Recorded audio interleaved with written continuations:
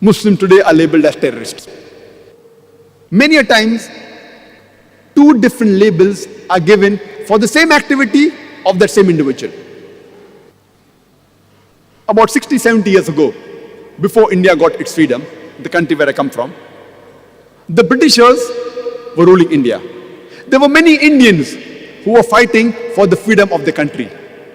These people, by the British government, they were called as terrorists.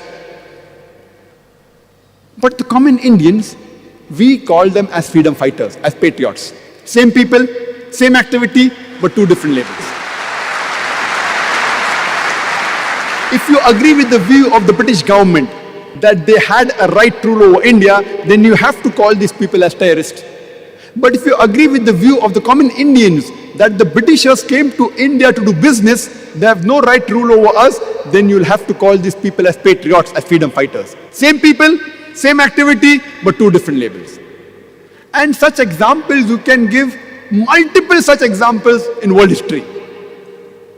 A Dai should know, if there are many examples, which example should you use where, so that he understands. Because Quran says in Surah Al-Imran chapter 3 verse 64, "Ta'alaw ila kalmatin sawa'in bainana bainakum." Come to common terms as us and you. The moment the Indians, when they call Muslim terrorists, and when I give this example, then they understand the picture better. 2 months back I was in UK, after the bomb blast, after 7th of July. There was supposed to be a grand conference. Tony Blair, Jack Straw was supposed to come. Last moment they didn't come. But the chief of police was there, the mayor was there. And there also I used example, but my examples were different.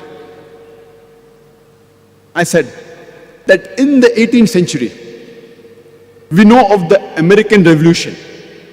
The Britishers were ruling America.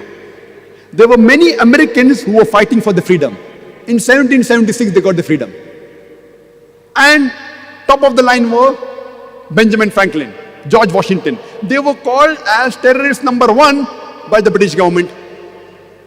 The person who was terrorist number 1, George Washington, later on, he becomes the president of USA. Imagine, terrorist number 1 becomes the president of USA. And he is an example for all the presidents to follow, including George Bush.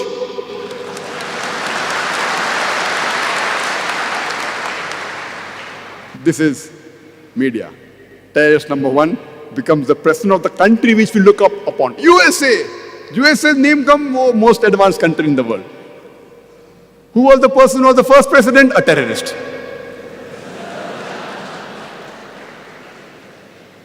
We have the example of Nelson Mandela. Before New South Africa was formed, South Africa was relieved from the white apartheid government. Nelson Mandela, by the white apartheid government, he was imprisoned for 25 years in Robben Islands. He was called as terrorist number 1.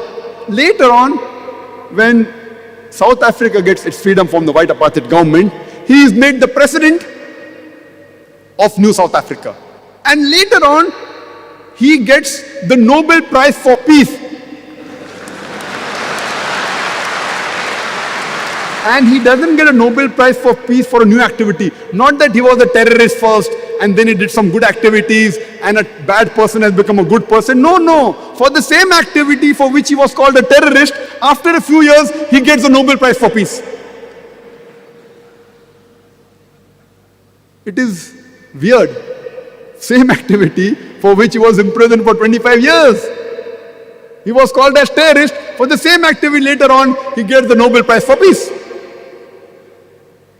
So this is how the media can convert day into night, black into white, hero into a villain, and a villain into a hero. In short, whoever is in power, whatever he says, turns out to be the gospel truth. We know when Hitler was invading Europe, many countries were resisting. Even France, they resisted. These French people, by the Germans, they were called as terrorists. This is how the media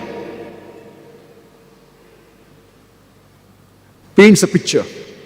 Unfortunately, we Muslims, unfortunately, we are way behind. We should know how to turn the tables over.